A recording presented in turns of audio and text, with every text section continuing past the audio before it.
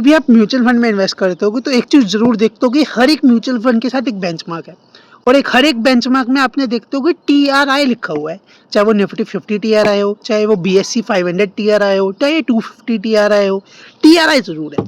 पर TRI क्या होता है? TRI तो हमने कभी देखा ही नहीं है। कोई भी इंडेक्स फंड अगर आप देखोगे 50 का, तो खाली निफ्टी 50 लिखा होता है, या निफ्टी 500 लिखा होता है, ठीक है, या 250 लिखा होता है, या 100 लिखा होता है, 150 लिखा होता है। मतलब TRI हम कहीं पे भी देखते नहीं है अगर हम सर्च करते हैं गूगल पे। तो फिर TRI क्या होता है? फिर TRI कहाँ से लेकर आई म्यूचुअल फंड्स? क्या कोई नई स्ट्रेटेजी यूज़ कर रहे हैं क्या, या कोई नया इंडेक्स फंड है जो हमें नहीं दिख रहा?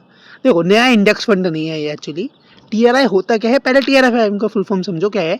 TRI हो गया टोटल रिटर्न इंडेक्स। अब इसका मतलब क्या है कि जो जो आपकी कंपनीज है, वो कंपनीज बोनस शेयर भी करती होंगी, वो डिविडेंड भी देती होंगी, वो स्प्लिट भी होती होंगी, तो उन सब का जो कॉर्पोरेट एक्शंस है या जो भी उनमें एक्टिविटीज चल रही है, वो सबको इंक्लूड करा जाएगा, उन सबका भी रिटर्न कैलकुलेट करा जाएगा।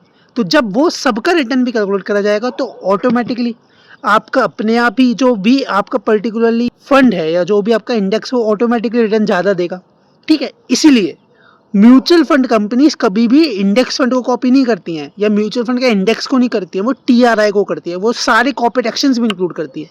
तो जब भी तो आप जब भी कोई म्यूचुअल फंड्स में इन्वेस्ट करते होगे, कोई म्यूचुअल फंड का इंडेक्स फंड इन्वेस्ट करते होगे, तो आपका कभी भी जो इंडेक्स कभी भी आपके बेंचमार्क को नहीं बीट कर पाता। रीज़न ही यही है, क्योंकि वो आपका TRI को मैच नहीं कर पाता है, ठीक है। चलो, कोई दिक्कत नहीं है, पर ध्यान रखना बेंचमार्क देखना सबसे ज़्यादा इंपॉर्टेंट है, क्योंकि उसी से ही पता चलता है कि वो पर्टिकुलरली आपका जो फंड है वो किधर लगाता है पैसा, या वो उसका क्या स्टैंडर्ड है, या कोई एक आपका टारगेट है कि भैया मेरा ये टारगेट है। हर एक चीज़ का एक टारगेट होता है ना, उसी तरीके से म्यूचुअल फंड का भी एक टारगेट होता है, तो वो ही देखकर हम कंपैरिजन करते हैं, ठीक है। चलो, कोई दिक्कत नहीं है।